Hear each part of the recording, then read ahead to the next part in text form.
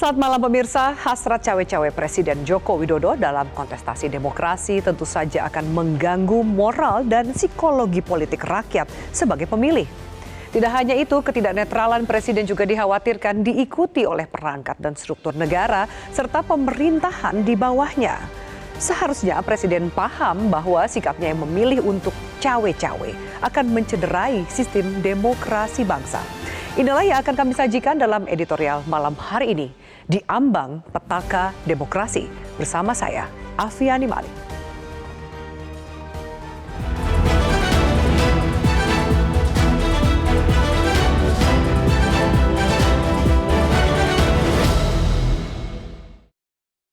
Di Ambang Petaka Demokrasi.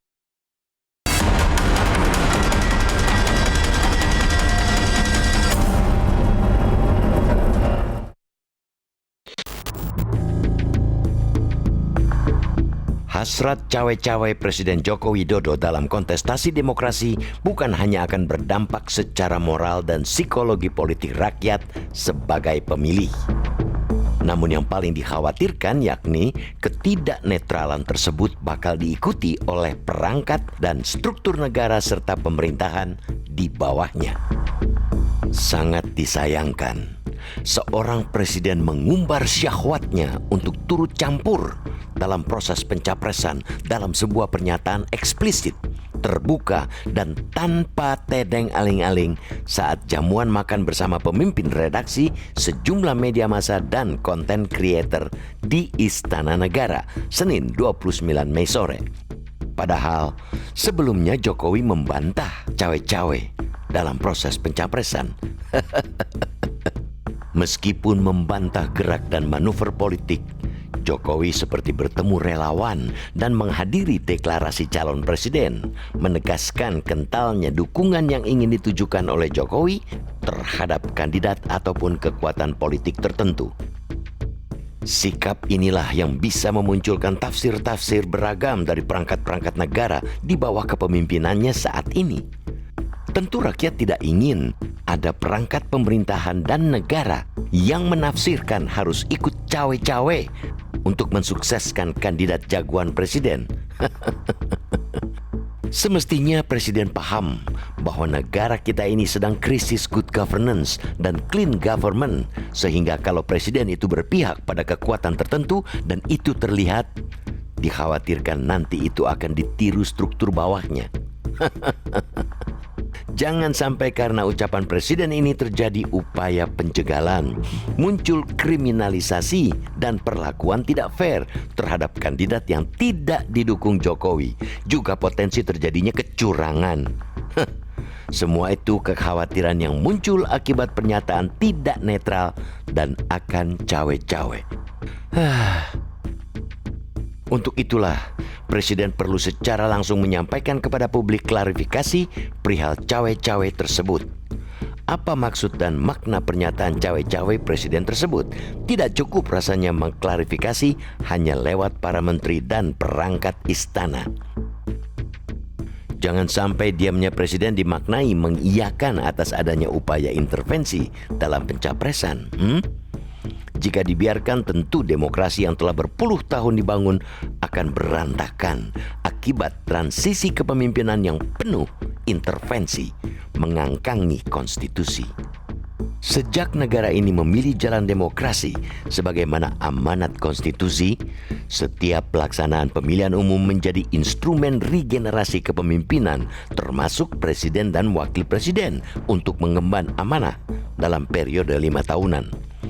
Rakyatlah yang bakal memilih dan menentukan partai politik yang menyediakan para kandidatnya dan negara yang harus memastikan pelaksanaannya berjalan lancar serta jujur dan adil.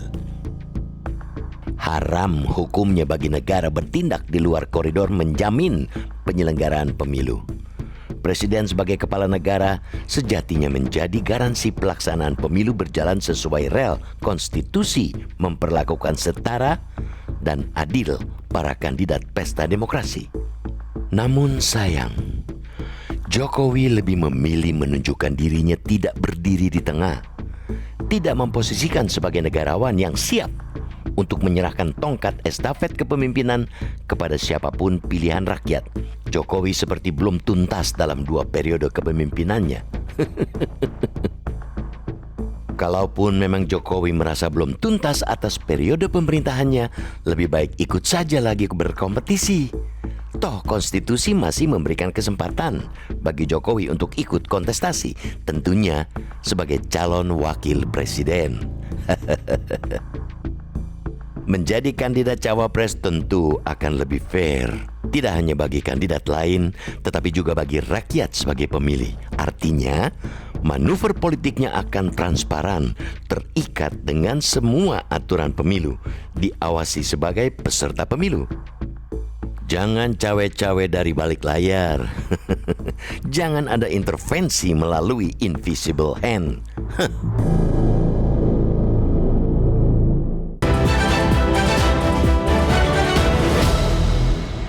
Dan pemirsa, untuk membahas tema kita pada malam hari ini dengan judul Diambang Petaka Demokrasi, sudah hadir bersama saya Ketua Dewan Redaksi Media Group, Elman Saragih. Bang Elman, selamat malam. Malam, Mbak Pi. Kita kembali membahas statement dari Presiden yang mengatakan akan cawe-cawe dan tidak akan netral. Meskipun setelah itu ada kalimat demi kepentingan negara. Bisakah itu diterima? Apalagi kita akan menghadapi sebuah pesta demokrasi yang harusnya bisa berjalan jujur dan adil. Ya, rakyat pasti sulit menerima itu. Karena mandat yang diberikan rakyat kepada Presiden bukan untuk bercawe-cawe. Jadi mandatnya adalah pimpinlah negara ini secara adil buat semua rakyat, buat semua partai, buat semua golongan, buat semua agama. Adil, tegas itu. Dan dia memang tetap bekerja untuk kepentingan negara. Bukan untuk kepentingan golongan. Itu jelas dan itu tidak perlu disampaikan dengan cawe-cawe. Oke. Jadi itu tugas utama Presiden itu akan terlaksana dan tidak perlu cawe-cawe. Nah, kalau Presiden mengatakan dia akan cawe-cawe, konotasinya kan buruk. Berarti kan Presiden ini mau campur tangan, mau intervensi. Mau campur tangan. Nah, berarti kan rakyat akan sebagian besar menganggap, wah ini tidak akan netral ini. Jadi boleh Presiden bilang dia akan netral, dia tidak akan menggunakan ini untuk kepentingan golongan, kepentingan kelompok, tapi rakyat akan punya tafsir lain. Ini Presiden ini mau tidak mau kita harus awasi karena dia bakal tidak netral. Nah, artinya apa?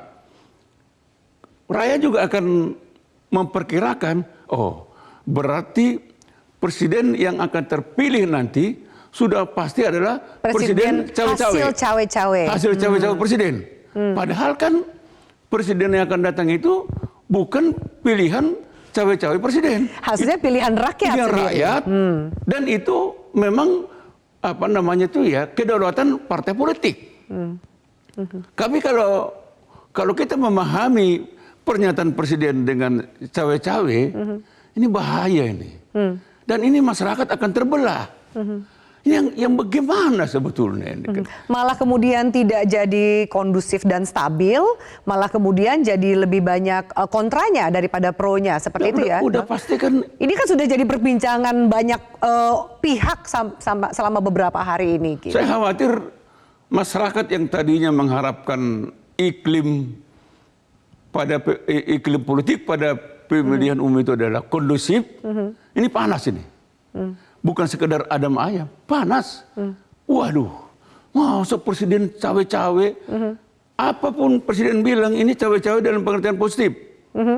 Rakyat akan menafsirkannya, ini tidak dalam hal yang positif. Namanya cawe-cawe, atur-mengatur.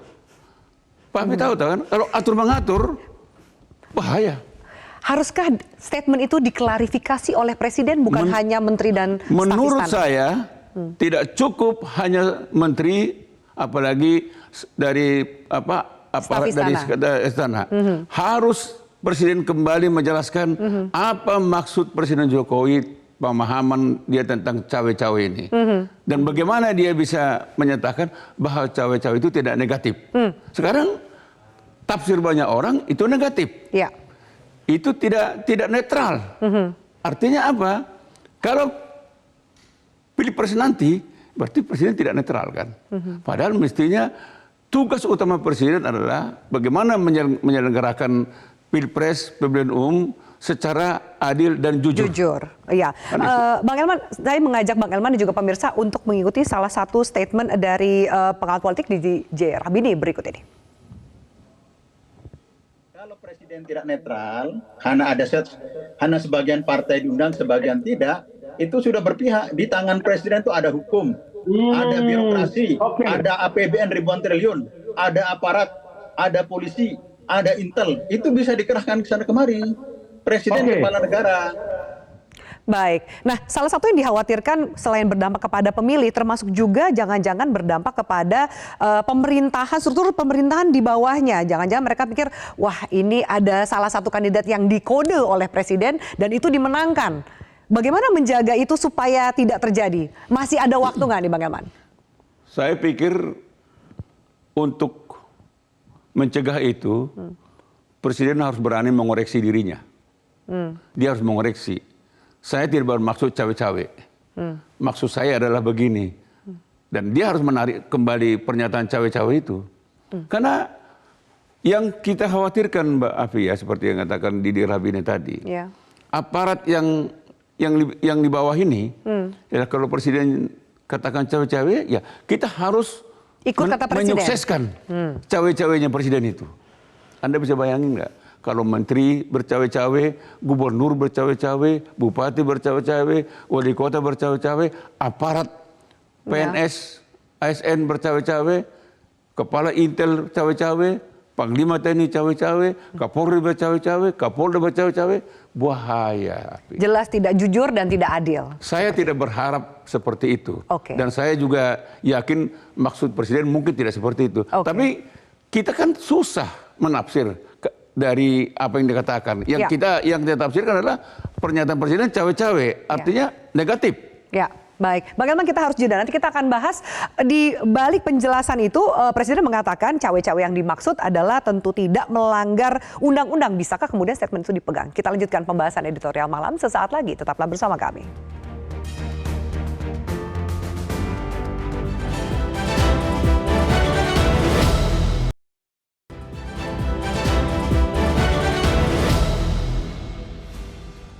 Ya, baik pemirsa, untuk tema pada malam hari ini kami rangkum beberapa pendapat dari netizen. Nah, cawe-cawe yang dilakukan presiden mendukung salah satu capres dapat diartikan, rupanya 71% bagaimana mengatakan presiden tidak adil, seperti itu. Sementara 29% mengatakan presiden ingin menciptakan pemilu yang adil. Ada juga beberapa komentar yang bisa kita bahas. Nah, di sini adalah polling Twitter yang juga kami lakukan di akun Metro TV. 63% juga mengatakan tidak adil kepada capres, lalu kemudian 37% menginginkan pemilu yang adil. Bisa dilihat sebagian besar memang merasa menangkap cawe-cawe itu justru tidak menghadirkan pemilu yang adil ya, Bang Elman. Nah, ini ada statement dari salah satu pemirsa, negara harusnya hadir untuk keadilan bagi seluruh rakyat. Makanya setiap pemilu ribut karena penyelenggara negaranya kotor. Nah, tujuannya presiden, lalu kemudian ada KPU Bawaslu ini harus mengawal demokrasi, pesta demokrasi ini benar-benar jujur, adil, amanah, aman, kondusif kan, Bang Elman? Kalau itu kan ini belum mulai aja sudah rasanya banyak pihak yang merasa was-was. Dari awal tujuan kita kan harus pemilu yang jurdil kok, jujur, adil, dan TNI, Polri, dan ASN harus netral. Itu dan itu tidak perlu dikomentari lagi, dan itulah tugas presiden, jaga itu. Presiden bersama-sama dengan penyelenggara pemilu menjaga pemilu itu kondusif, adil, jujur, dan TNI, Polri, dan ASN harus betul-betul netral. Itulah yang harus diawasinya. Oleh karena itu dia nggak perlu cawe-cawe. Kan kita lihat tadi kan, menolak. Artinya apa? Kalau arti menolak itu, kalau secara vulgarnya presiden salah, ya kan? Kan bahasa tidak didukung gitu ya. Tidak didukung. Kalau bahasa harusnya menolak kan gitu kan. Kalau bahasa yang sebenarnya salah. Salah maka ditolak. Kalau benar pasti disetujui kan gitu, didukung kan. Nah, ini yang mestinya presiden harus pahami. Artinya presiden itu harus ngomong yang benar dan apa yang ada dalam hatinya, yang tulus, yang jujur, itu harus disampaikan. Ini kan begini, Mbak Api ya. Sebelumnya, Presiden ini kan bersama dengan para pimpinan partai koalisi kan membantah. Saya nggak cawe-cawe kok. Ini silaturahmi dengan pimpinan partai politik. Soal capres itu urusan partai politik. Ya. Kan itu dikatakan. Nah, Lalu berubah? Lalu berubah ketika bertemu dengan sejumlah pimpinan redaksi. Ya. Saya akan cawe-cawe demi negara. Demi negara itu kan menjadi alasan yang serasa membenarkan cawe-cawe yang dilakukan demi kepentingan nasional, terutama pemimpin di 2024 sangat krusial untuk mencapai negara maju 2030. Bisakah itu dipahami? Jadi sebelum saya ke sana, yang paling menyakitkan, dan saya sudah nggak setuju, Ya. tapi yang paling menyakitkan, kalau rakyat menyatakan ini presiden kita ini esok dele, sore tempe. Artinya pelin-pelan. Artinya mencela-mencela. Saya tidak mau presiden dianggap esok kedele, sore tempe. Nanti jangan-jangan, wah setelah ini presiden ini mungkin dari kedele, dari tempe berubah kembali ke kedele. Jadi ini yang saya katakan. Jadi harusnya statement itu sebagai bisa dipegang menjadi sebuah komitmen. harus dipegang, nggak tidak boleh berubah. Karena konsisten. pernyataan itu pernyataan yang betul-betul dalam forum yang terhormat. Dengan pimpinan partai dia itu forum terhormat. Dengan pimpinan redaksi itu yang terhormat. Jadi dia harus ngomong yang sejujurnya, tidak boleh pelin-pelan, tidak boleh mencela-mencela. Itulah presiden yang adil dan jujur. Bang Elman, sesuai dengan judul kita, diambang petaka demokrasi, diambang masih seakan-akan di persimpangan, belum jatuh nih Bang. Masih adakah waktu untuk mengoreksi? Masih adakah dan jika ternyata tidak dikoreksi dan klarifikasi, apa konsekuensi bagi presiden? Kita lanjutkan sesaat lagi, pemirsa, tetaplah bersama kami di Editorial Malam.